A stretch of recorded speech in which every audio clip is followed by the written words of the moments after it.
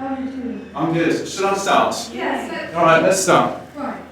Okay, thank you. Welcome everyone to St John's Church and to this meeting. I'm really excited to be the host here, but Christine, thank you for organising it, and Tim and Ruth, thank you for being here as well. It's absolutely fantastic. Because this is a meeting of the CCA, the Christian Climate Action Group, and I was still trying to work it out. It's a meeting of CCA, but also Just Stop Oil. Okay. Yeah? We don't really know the connection. No. I'm just trying to justify myself. I thought, because when I spoke to Christine a couple of weeks ago, I sort of riffed on a little bit about some ideas about subversive Christianity, and we said, oh, well, that'd be quite fun to throw that into the mix. So that's what I'm going to do. I'm trying to work out, because at the end, there's meant to be a little interval with a song, but how the song works in terms of technology, I'm not quite sure yet, but we'll see. But I thought I'd call this Boney M in the history of subversive Christianity. There is a strain of subversion always within Christianity. Too often Christianity is seen as kind of a representation of the empire and the status quo, but actually from the very early stages there's been a subversive link. I want you to imagine with me Greta Thunberg standing up at some great global event and saying, hear this, Donald Trump, you will end your days in a prison for your crimes against the climate. Or imagine saying this about major industrialists, chairs of BP or Exxon, or even Putin, or even Boris Johnson. How would she be understood? How would people receive her? I think people would generally laugh at her. For many people, she's seen as a threat, but she's also seen as incredibly benign. But I want to take us back 500 years before Jesus was wandering the earth, and to a time when Jeremiah, a prophet from the Hebrew Testament, was doing just that. He was calling an end to things. He named an impossible vision. He spoke to the king of Judah and Jerusalem and said, one day you will spend the rest of your days in a Babylonian prison. And everyone said, that's ridiculous, that will never happen, because God is on our side and everything is okay. But Jeremiah was right. The Babylonians came, they overtook, the people were thrown into exile, Jerusalem was overthrown, and indeed the king spent the rest of his short days in a Babylonian prison. And Jeremiah was a prophet. When we think of prophets, you might have images of sort of people on mountaintops waving their fingers, but actually I think the prophets, when you see their writings, much closer to being poets, or artists, or even musicians. They speak lyrically and in visions and beautiful imagery. I think that's what was going on there, a calling of something that was impossible. And so the song that we are used to with Boney M, which is By the Rivers of Babylon, where we sat down, how can we sing the Lord's song? There we wept.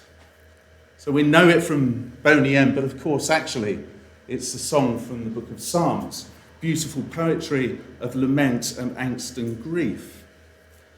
There's a writer called Walter Brueggemann who speaks of the prophetic imagination. And he has done a lot of work with the Old Testament prophets, the Hebrew prophets, and spoken about this prophetic imagination which challenges the status quo, challenges what he calls the royal consciousness. And I think this is really pertinent to us today. So I'm talking about someone who's wandering around 500 years before Jesus, but this is his concept of the royal consciousness. The attitude existed that in Jerusalem at the top of the hill was the temple and the king's palace. And as long as the two were together, everything was okay. Because God was blessing the palace, God was blessing power, God was blessing that sense of dominance, that sense of arrogance, the sense of complacency. And yet here comes a prophet. Here comes a prophet like Jeremiah. If I can get back, offering a countercultural voice that says, no, no, no, you are misguided, you are complacent, you are missing the point. And he could see the system of domination and abuse and how people were exploited, how the poor were always exploited, and said, this will not last, this will not happen. And saw this sense of resisting that complacency. The prophets, Brueggemann suggests, work in two ways. They evoke a sense of grief and lament. They offer a critique and say, this cannot continue. And at the same time, they energize hope through poetic visions and through imagination, and imagine a world. If you don't stop this, calamity will come. Very often for the Hebrew prophets, it's about the earth spewing forth the people. The earth cannot sustain the arrogance and the abuse of the people. The earth cannot sustain it and will spit them forth. But they also energize hope. Imagine there can be a different world, a different way of living in the world. And that's what they did. That prophetic vision carries on all the way through the Bible, through those stories and those tales, those beautiful images. We see that prophetic imagination in Mary when she sings her song, the Magnificat. The poor will be lifted up, the hungry will be filled with good things, and the rich will be sent away empty. She's harking back to this idea that the weakest, the most vulnerable, the most needy are the priority in God's agenda. Jesus of Nazareth, of course, who lived under empire, under the tyranny of empire, under a religious caste system, and where everyone he would have lived and grown up with would have been suffering chronic malnutrition. He understood the lives of the most vulnerable and stood alongside those and said, whatever you do to the least of these, you do to me. We come, of course, into contemporary visions as well. Martin Luther King, his vision of a world where racial segregation is a thing of the past. We still recognize the challenge and need for that. We see it in the liberation theologians, those from the South American parts of the world. Gustavo Gutierrez, who's always about the bias to the poor, God on the side of the poor. And of course, when we now think about the poor, we cannot help but also think about nature, the ecology, the environment as well, because the poor are affected by the choices that we make. But also the poor is one of the least of these. The environment itself is one of the least of these. Inside the camp of liberation theology, of course, you have the famous quote from Dom Helder Camara, who says, when I feed the poor, they say I'm a saint. But when I ask why the poor have no food, then I'm a communist. And that carries on. And the world of liberation theology, I think that same subversive streak continues through today. We see it in black theology, feminist theology, queer theology, and eco-theology.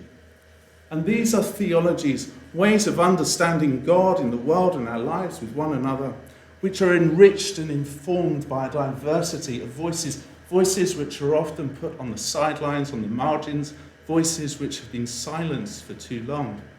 And these liberational voices come up with whole new perspectives, help us see the world and one another differently. And of course, the ecological theology is the subject for us to feel something of the wounds inflicted on others and on the planet as well.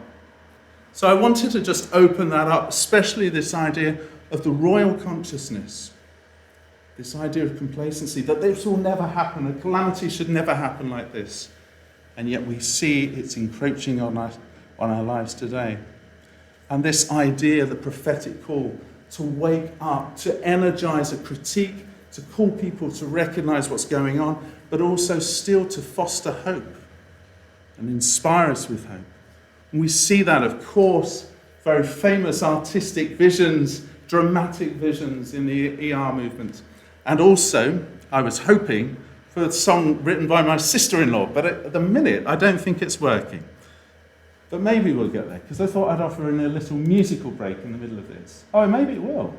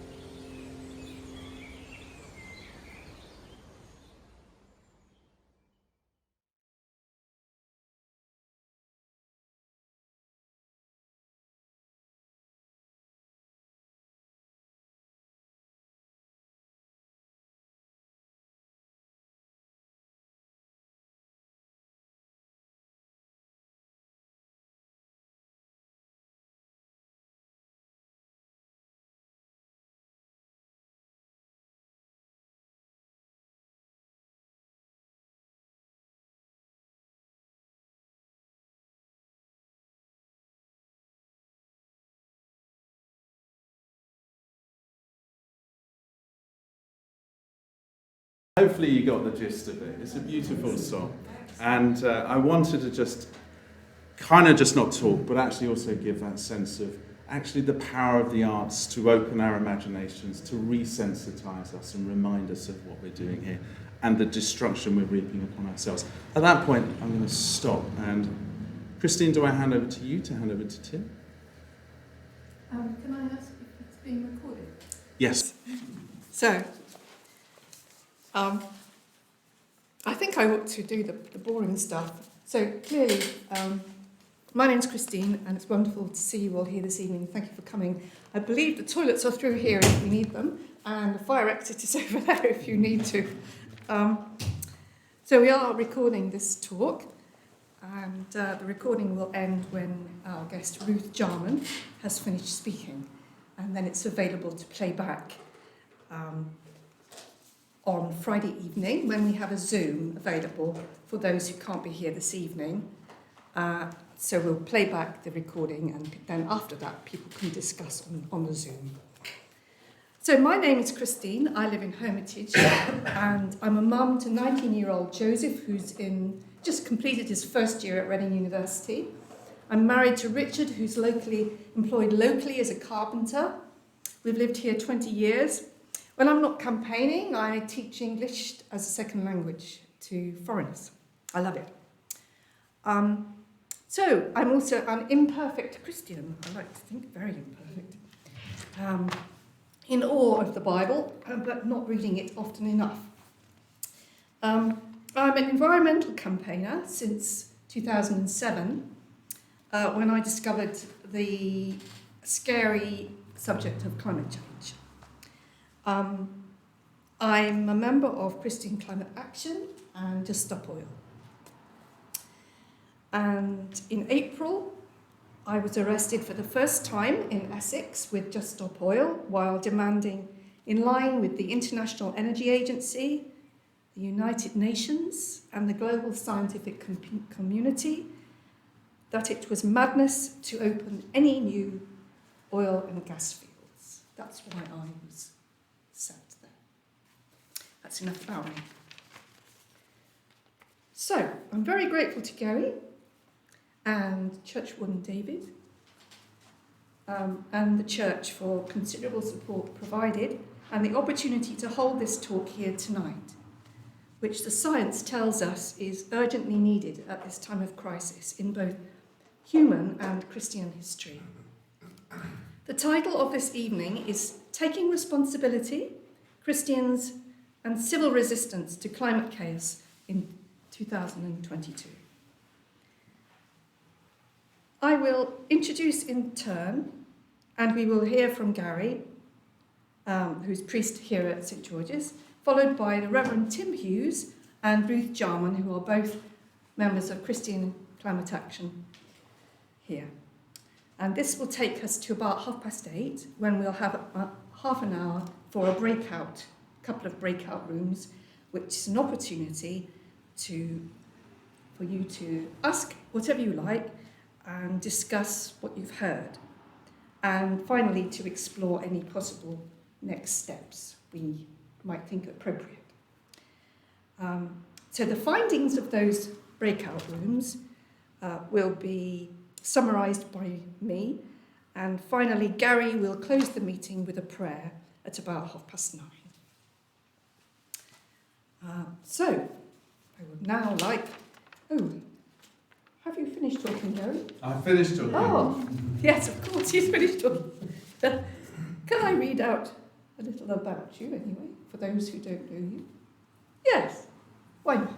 Okay, so for those who don't know Gary is a dad to 5 awesome children and married to the equally awesome Rachel.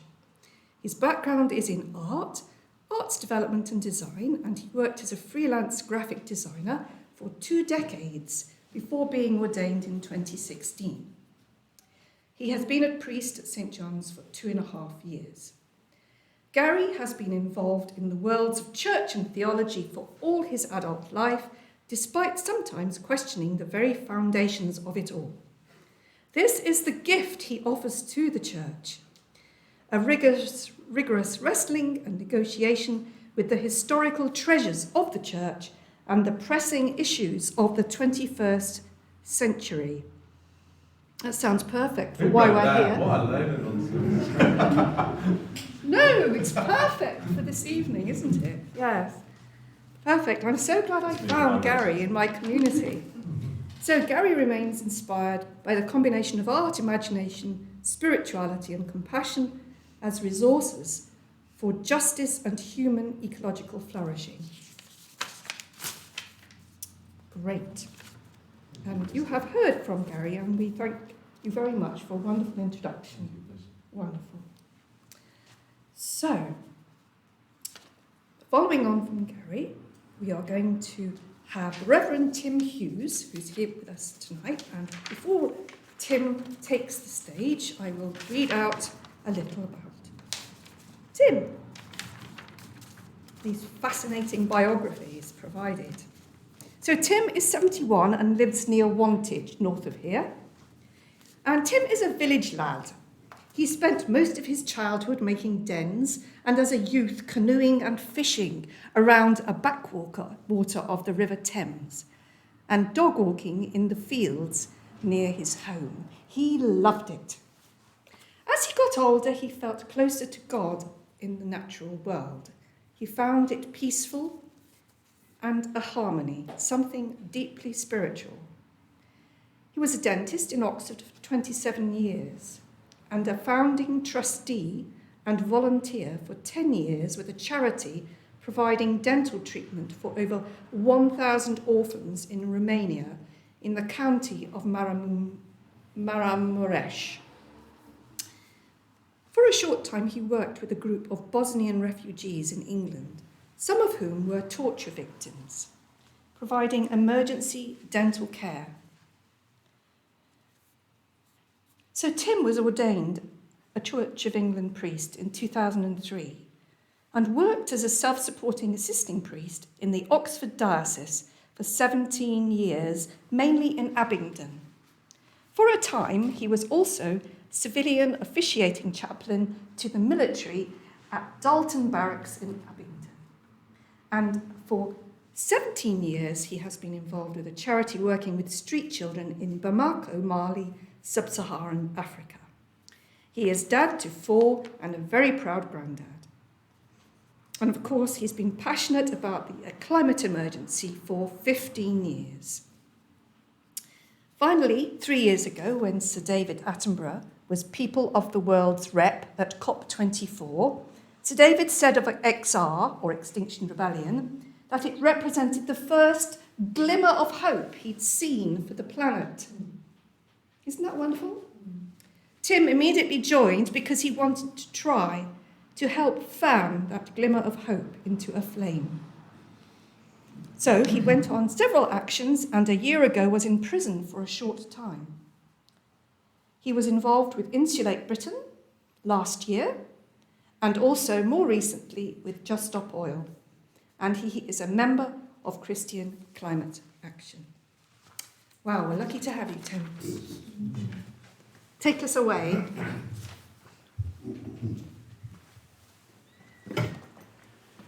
Well, thank you all for giving us this opportunity. Thank you very much.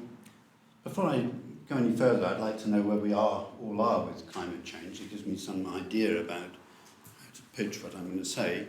So perhaps you could give me some idea by giving me a thumbs up to a question or a thumbs down, or in the middle if you're not quite so sure. So with how are we all with climate science? Do you feel that you're up to date with it? You're in tune with it? Thumbs up, thumbs down? What do we feel? Yeah? Okay. And do you think about this all the time? Do you think we're doomed? Yeah.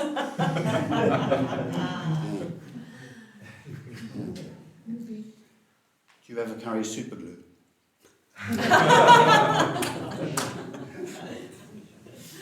Okay, well, I'm going to go over the science a bit because I think, however much we feel we know, I think it's really important to engage with it from time to time so that we can keep real and keep focused.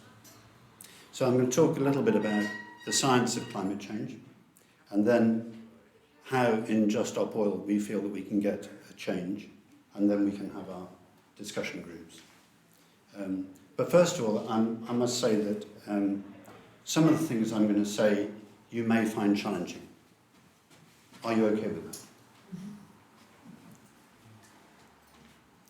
When my wife Andrea and I came to our moment of understanding about the climate emergency about 3 years ago, we were at a meeting of it was the first meeting we'd been to anything like this, of the Psychology of Climate Change Alliance in Bristol. It was mainly a room mainly full of academics. And when we finished the meeting, we went across the road to the pub for a drink and a cry. And I was reminded of this recently when I heard the expression, when you let the crisis into your hearts, fighting it underpins your identity. So I'll tell you a little bit about Just Stop Oil. The demands are that our government issue no new oil or gas licences. That's our demand. It's not about current use of oil, but we have enough oil to last us throughout the transition period away from oil and without opening new gas or oil fields. So our demand is no new licences, that's all.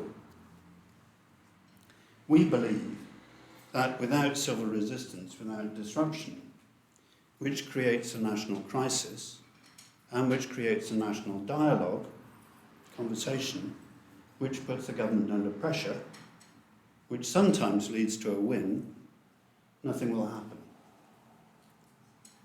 We do this despite the fear, despite the imperfections, despite the uncertainty of the outcome. We have non-violence training, and we become part of a well-organised team. And together, we feel that we have an opportunity to make history and to get the change our world is crying out for. So, I want to emphasise two truths. One's about the science, and the other's about how we get the change we need. Is that okay? So telling the truth is at the heart of every legal and moral code humans have ever lived by. I believe that's right.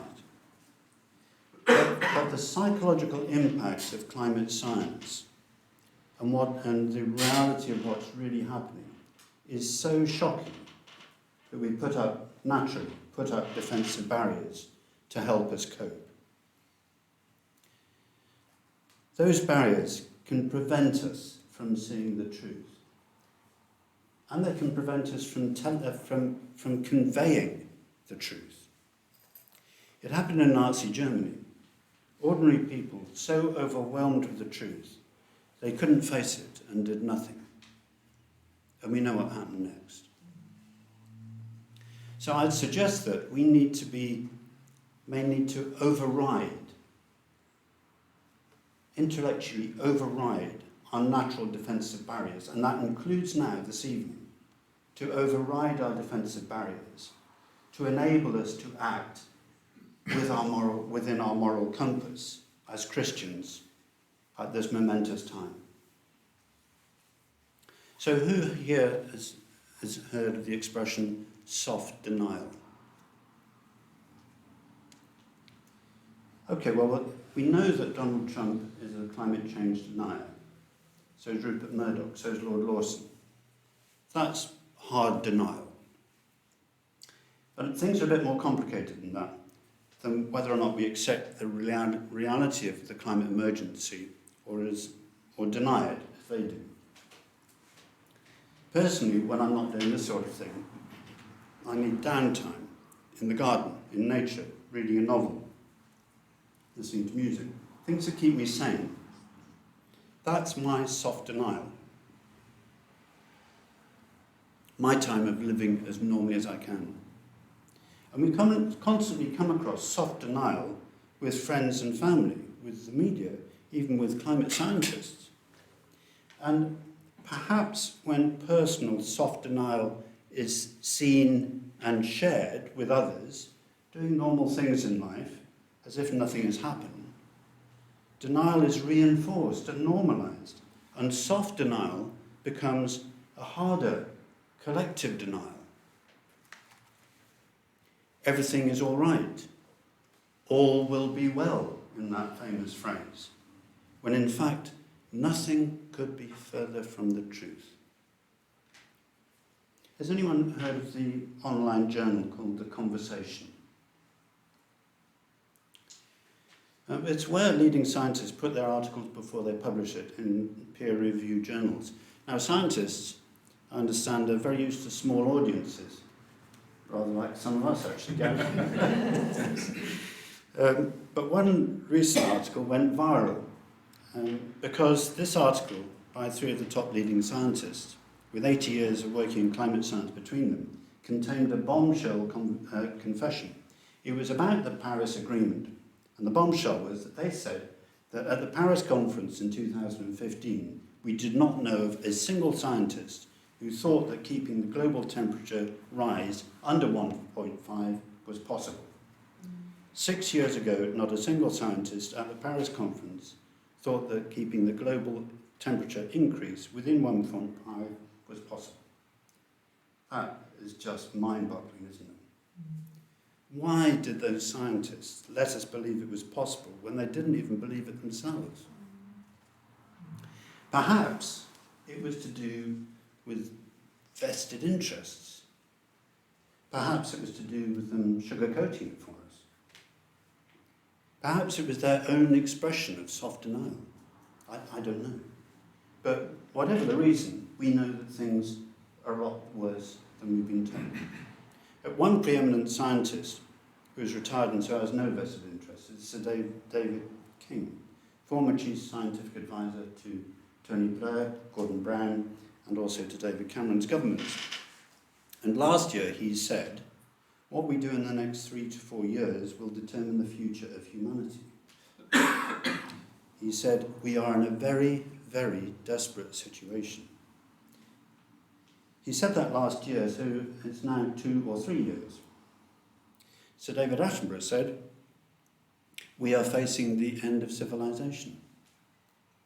In fact, Sir David Attenborough, at the recent Platinum Jubilee celebration, said, we are at a crossroads. But just in case you're in any doubt about what road the world is on, last year was the hottest on record, and last year was the highest for emissions. When I heard that recently, I was really shocked because I thought we might have actually started coming down. But no, that was the hottest last year and the highest of emissions. We're not even heading in the right direction. The sat-nav's been saying for ages, turn around when possible, turn around when possible. And our government still has its foot down heading in the wrong direction, subsidising fossil fuels, opening new gas and oil fields, cutting back on public transport. Now, there are 2 particular reasons why Sir David King used the timescale of 2 to 3 years. The first is the Arctic sea ice. 70% has already been lost, and if the losses continue at the same rate, it could be gone within the next 3 years. The other factor is the Amazon, which, for the first time in history, a few months ago, became a net emitter of carbon dioxide. Now, scientists say that if 20 to 25% of the rainforest is lost, the whole ecosystem will go. The so-called lungs of the earth, gone. Up to last year, 17% had been felled or burned. Now, if the deforestation continues at the present rate, about 1% a year, in 3 to 8 years, we'll have lost the Amazon. Without either, not both, either the Amazon or the Arctic, scientists believe the climate emergency will be irreversible. Then, within 10 or 20 years, as Sir David Attenborough says, there will be the collapse of civilization and the natural world. So what does this really mean? There are many ways to see the climate emergency: fires, floods, storms, sea level rises. But the main thing is heat. That's the real killer. There's a peer-reviewed scientific paper called The Future of the Human Niche.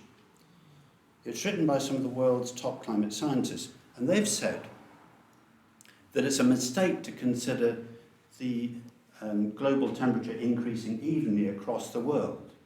They say that water absorbs heat more slowly, and so as the world heats, the land will be heated much greater, much higher temperatures on land. Maybe this explains why it was 49 degrees in southern Europe last summer. Maybe it explains why it was 49.6 in British Columbia last year. In the town of Lytton, everyone had to be evacuated within 3 days. The town burned down, the tarmac melted, and so did the cladding and the wires. Infrastructure gone within 3 days. Now, another significant factor of this paper, important paper, The Future of the Human Niche, incidentally, we have some of the references, the references pages for you to take with you. I think we have. Yeah. I think we've got one that you can photograph, so that you can look up the references yourself. So, Future of the Human Niche, they say that whereas now only 1% of the land mass is uninhabitable, with an average temperature of 30 degrees C or more, that's actually a crucial temperature, like the Sahara. They say in 10 or 15 years' time, 20% will be uninhabitable. 20%. And that's because you can't grow crops in a land where the average temperature is 30 degrees C or higher. So that means Central Africa, Central America, southwest of USA, Australia, the Middle East, the subcontinent, Southern Europe will become uninhabitable. What does this mean? It means 1,000 million people will be unable to live where they live now. It means the mass movements of populations like the world has never experienced. What might this look like? Well, Syria, 5 million people were on the move after the civil war. Part of the driver for that civil war was the climate emergency. Of those 5 million people, 500,000 died. It's 1/10 of the refugees died. On that basis, if 1,000 million people are on the move, 1/10 of that, 100 million people will die. The old, the sick, the young, people not strong enough, physically or mentally, to cope with becoming refugees. Imagine being a refugee. I can't, but I will ask you to.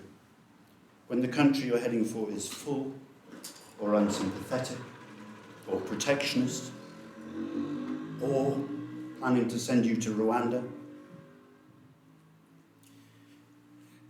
There was a breakdown in civilization, the term that David Attenborough used, in the DR Congo 20 years ago, a country bordering Rwanda, actually. Human brutality came to the surface.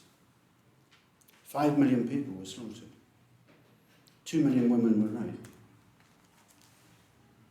We have to take this on board. We cannot allow ourselves the illusion that nothing is happening.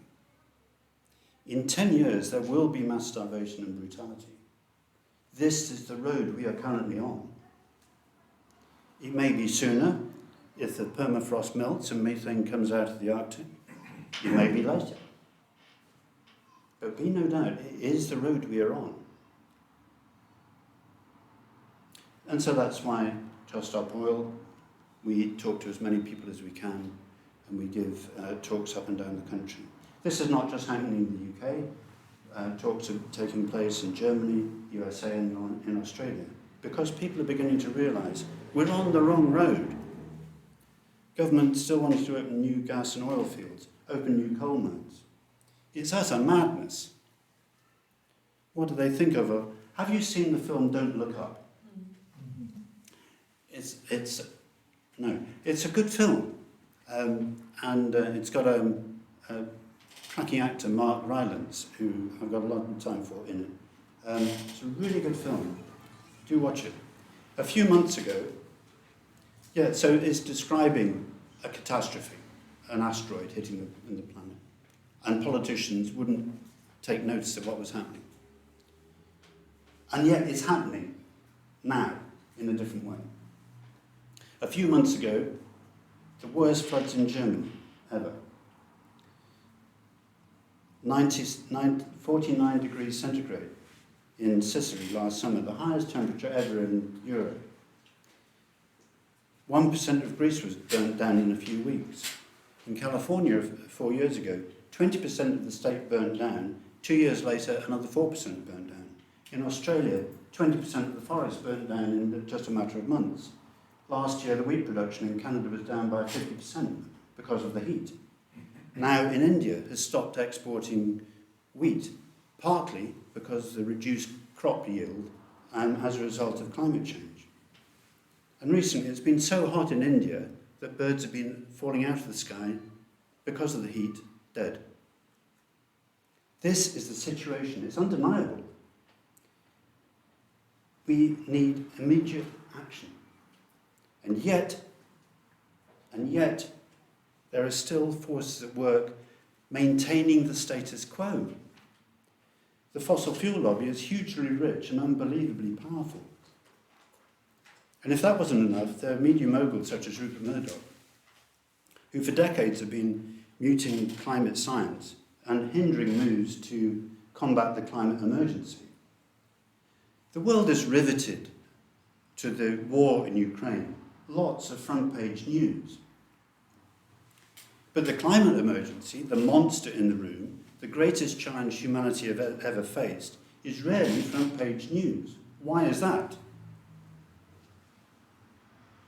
In spite of all this, this is in spite of the IPCC recently saying it's now or never for the action on climate change. It's surreal. It's stark staring bonkers, but it's true. Can we agree that immediate action is needed? In Just Stop Oil, we believe we must respond together and act with courage against this approaching evil. And it's not just for us. It's for each of the billions of living creatures with which we share this beautiful, fragile and sacred planet. But if we look at the science, we know that it is possible to slow down the impact or to reverse some of the worst effects and to make the lives of those already suffering, and there are a lot in the global south, to make their lives more bearable. Well, what's to be done? Well, for 15 years I've done all forms of the softly, softly approach until I'm absolutely sick of the zero response. And I ask, is there another action I can take that is better than non-violent direct action? I do not believe so. It might be tempting to give in to despair and do nothing. Lots of young people I know take this path. A friend of mine in Just Stop Oil, Helen, she's a second-year psychology student, told me that many of her friends have given in to what she called learned or conditioned sense of hopelessness. And they say, we're all fucked, so what's the point of doing anything? Not my words. Helen, however, this young person, isn't giving in to that conditioned hopelessness. And she urged me not to give in to it either. I so value working with young people on this. They bring the wisdom. I'm a foot soldier. I need the wisdom of young people and the encouragement of them. She was urging me to continue with non-violent direct action. Now, the Bible says we're stewards of creation, and historically that's been taken to give us freedom to treat our fellow creatures as inferior, whose value is fixed by what we can use it for or get for it, not as an exquisite gift entrusted to us by our loving God. The Christian church has a lot to answer for. Compare this attitude with the reverence that indigenous peoples have for non-human life they share their existence with. Perhaps now we read those stewardship passages in the Bible differently. Yet we still treat our fellow creatures without respect, with cruelty, as a mere commodity to be exploited. We plunder the earth of its riches, regardless of the life and priceless beauty that is irreversibly trashed to sate our greed. But no longer. Now is the last call I believe, for Christians to shoulder our God-given responsibility to redress the damage that we have done and to act to protect our fragile planet and all the life it sustains.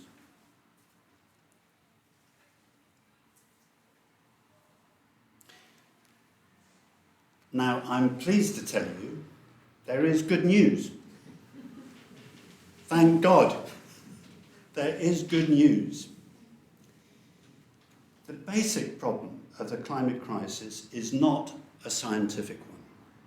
It's a social one. We know that at the scientific level, if we cut emissions drastically and immediately, that will make such a difference. We know that.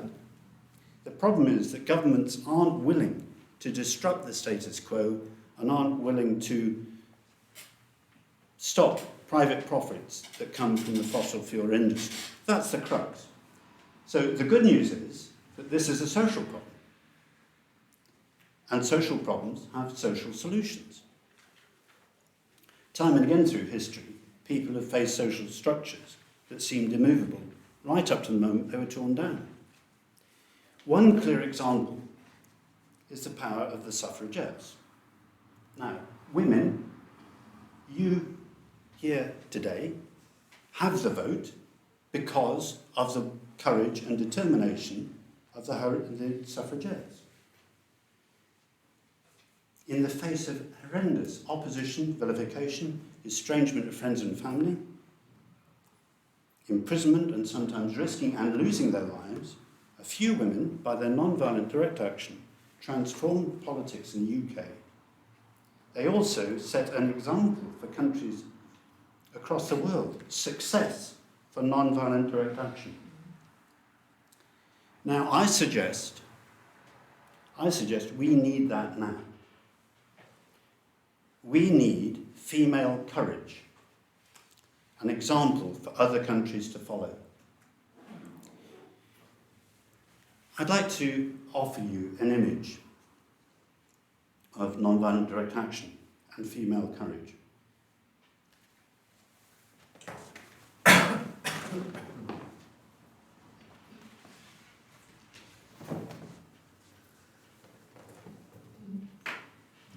Perhaps you've seen this image before. This is a nurse. Her name is Aisha Evans. She went to Baton Rouge to join the protests against police racial brutality because, she said, she wanted to look her son in the eyes and tell him she fought for his freedom and rights. When people thanked her and praised her for her courage, her response was, "I need you to know this is the work of God. I am a vessel."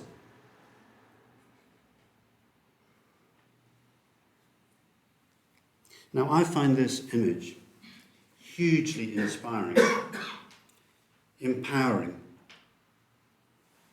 It tells me anyone can do this, even me, even a man.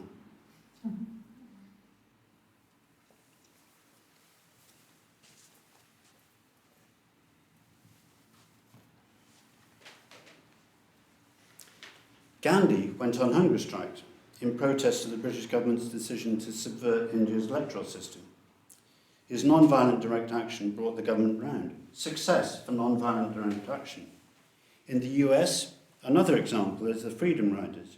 In 1958, black people stopped travelling on buses in Montgomery to get them desegregated. But then nothing much happened and the buses remained segregated in many states.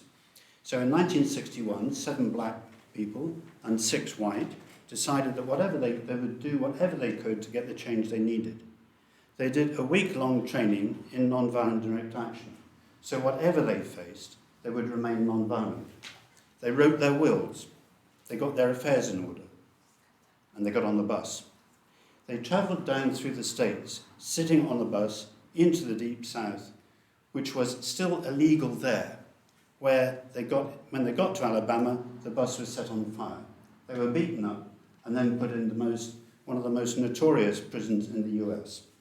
The pictures went global, and the impact of their courage and their sacrificial action began to be felt. 2 days later, 24 more students did the same. Why did they do this? They knew what was going to happen. Because they could not afford to lose. Like us now, we cannot afford to lose. They too were beaten up and put in prison. When they were interviewed, covered in bandages from their beatings, lots more people saw them and were motivated to join in.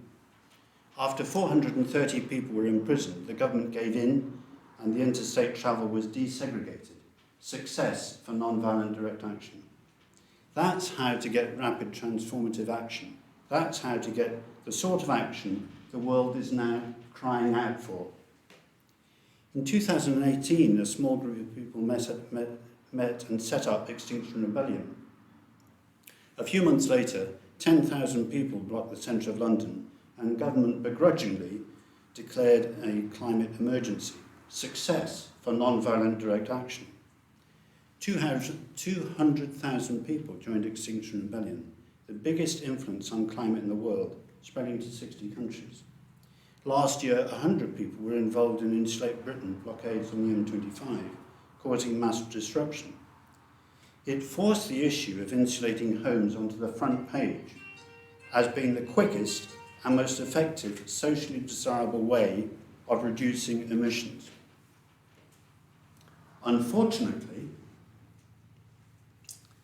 it also showed our government's apathy to fuel poverty, its ambivalence to the climate emergency, and its captivity to the fossil fuel lobby. It exposed the government's fine words on climate emergency as nothing but greenwashing. But the discussion about insulating homes went national.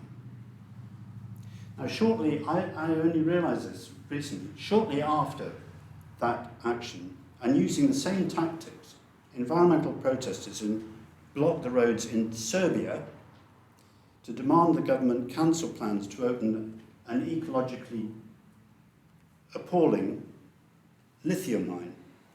They did this every Saturday for a couple of months until the government gave in. Success for non-violent direct action. In Germany, environmentalists are blocking thousands of protests are blocking coal mines, demanding an immediate cease to immediate transition away from fossil fuels. One of their members said, when the law supports injustice, resistance becomes a duty. Now, the Just Stop Oil campaign is another example of ordinary people being courageous and taking non-violent direct action, risking arrest for the future of our world. But recently, the climate movement has stagnated. We haven't achieved much. Emissions are still rising.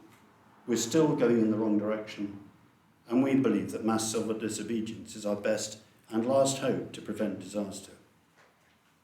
Last year, the government commissioned the International Energy Agency to write a report in which they concluded if we want to stay below 1.5 degrees C, there must be no new fossil fuel development. So that the government commissioned that report. Yet in spite of that, the government is still trying to fast-track between 6 and 40 new oil developments. I wonder if you're aware that a new licence was issued during the Jubilee celebrations under cover of that. So that's why we are blocking oil infrastructure as well as other high-profile headline-grabbing actions. We're doing this because we must win. This is not a popularity contest. We're in it to get drastic action, and we know that non-violent direct action works. We've seen how it does. People getting arrested, but that's not as scary as it sounds, especially when you consider what we're doing it for. We feel inspired, empowered by the suffragettes, by Gandhi, by the Freedom Riders, by Aisha Evans, by Extinction Rebellion, the people of Serbia and Germany, by a long line of people who have braved everything and taken non-violent direct action to achieve dramatic and vital change. And we continue to act because we cannot afford to lose. So Just Stop Oil is, I'll tell you a little bit about that before I finish, is an alliance of people from lots of groups. We are well organised and usually work in small groups with an overall strategy. We all have non-violent direct action training specific for Just Stop Oil. This is usually a day-long event and part of a team-building process. We also have training depending on the type of action we're going to take, and we support each other as well as being supported by non-arrestable persons. Personally, I get enormous energy from being part of a team. There is never a time when we can't walk away. There is often times when we know that we're in the right place at the right time. We focus on oil infrastructure, although there's some other actions taking place this summer. But for people in minority groups, particularly vulnerable to the police, there are many supporting roles. So in conclusion, we know that we need immediate action. We know non-violent direct action works. We know nothing else is going to work quickly enough, which is why we act despite the fear, despite the imperfections, and despite the uncertainty. For all humanity, for all that is beautiful on our fragile and sacred planet. Thank you.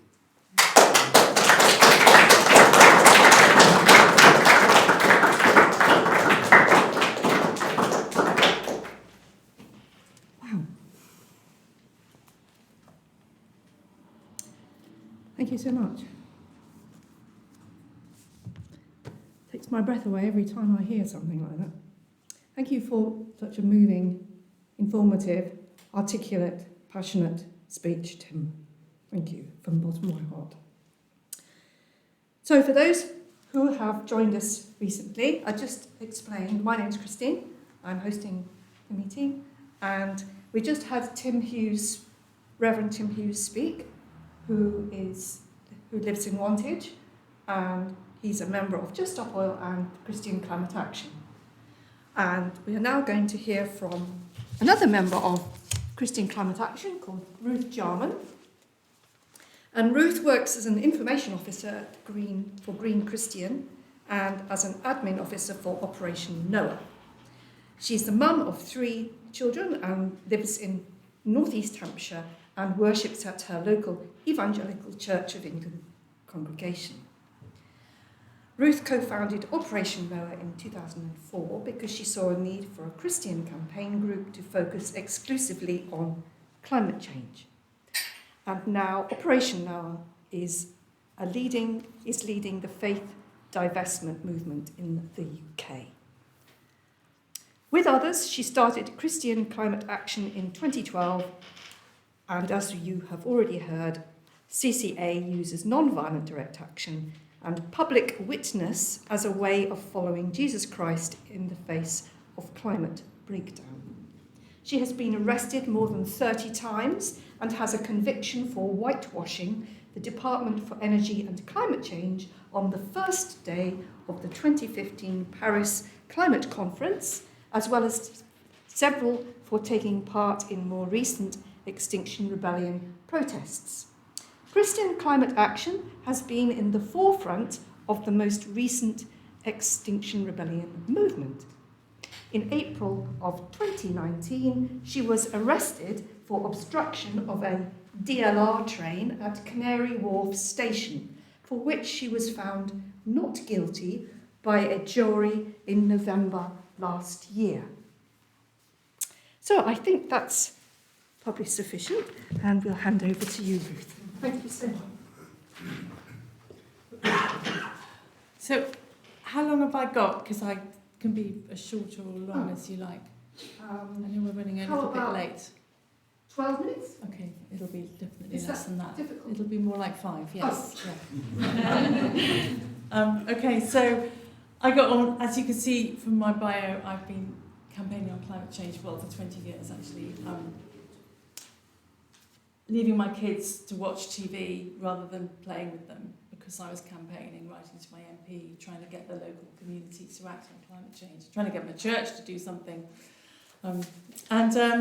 You know, those 20 years, 2 weeks on the streets of London in April 2019 created more change than those 20 years of campaigning in the normal way that we campaign. It's still the right thing to do, right? I'm still involved in Green Christian and Operation Noah, but I am trying to get them to support this sort of thinking as well. And they're really good, especially Green Christian. They're very good at sort of pointing people to stuff. So we need to do everything. We need to eco-church, we need to write to our MP. But, you know, you write to your MP when you've got a pothole in the road, don't you? And I just wanted to do so. I feel I have to do something that's more commensurate with the seriousness of the situation. And I'll just, it's interesting, my 3 points, I mean, I could have almost seen you, you know, written, got it from you, but the first point, as a Christian, I have to resist evil. It's something you sign up for when you get baptised. You have to resist evil. And what is more evil than the system we live in, the system we are embedded in, whether we like it or not? We're part of this economy, and it is wiping out creatures that have been created to be who they are and do what they do and praise God by being who they are. We are wiping them off the face of the earth. And we are threatening billions of lives, and possibly even humanity itself. That is what our system is doing, that we are part of. So how do we resist that? How do we get out of that? And there's plenty of ways to do that. You know, even refusing to fly, refusing to eat meat, you know, lots of stuff we can do. But you know, the ultimate in resisting the system is to risk breaking the law, is to sit in front of them, stop PM25, stop business as usual. And it's crazy, it just seems crazy, but it is commensurate with the craziness of the situation we're in at the moment. Secondly, prophecy. Tell the truth and act as if it's real. And that's, as Gary has told you, that's so much of the Bible. It's long books all about prophets that were telling the uncomfortable truth to their generation. Often, God told them that it would not make any difference, but they were to do it anyway. And lastly, it just might work, which Tim has talked about. And the way, my theology on it is that if God is going to save creation, what's the plan? And looking at, you know, the history of civil disobedience, that I can't see of nothing else that would possibly change things as quickly as mass civil disobedience, mass uprising of people to survive. And it's so if that might be God's plan, I want to be part of it, right? And they say, you know, the most important thing for a happy life, I mean, there's probably lots of things, but the two most important things for a happy life is purpose and community. And what could be a greater purpose, and what could be more good than spending time with, honestly, Just Stop Oil CCA people? That we are the best, aren't we? We really are. They're people who are prepared to put their liberty on the line for something they believe in. Those are great people to meet. Those are great people to spend time with. So it's the way to live at this time. What do you do with this information? What do you do with it? Do you just stick it behind the sofa, or do you do something with it? You know. And so I don't know whether now is the time to say that Christian Climate Action. If you go to, we should have leaflets, we're useless, aren't we? If you go to Christian Climate Action website, you can sign up for their newsletter. So there's stuff on the website, but they don't always put stuff on the website because everyone's so busy and doing other stuff. But you will find out what's going on and what the latest thing is to get involved with if you sign up for the newsletter. And probably more than half of what they do actually isn't breaking the law. It's just overnight vigils and you know, supporting other groups and you know, getting involved in divestment, getting the church to divest. Sorry, that's a bit embarrassing. Church of England still has investments in fossil fuels, which is just an embarrassing. I just want to hide away and fall under a carpet to know that. But, you know, there's stuff like that we work on. They were involved with the AGM, Shell AGM recently, and they sang Amazing Grace in the AGM to disrupt it. So that was beautiful. So yes, just sign up, have a look at the website, sign up for the newsletter. It only comes once a month, and it's really got lots of pictures. It's nice to read. And yes, if you want to get involved with Just Stop Oil, then get in touch with, or just email them or talk to us, whatever. I think that's Great. it. Thank you so much.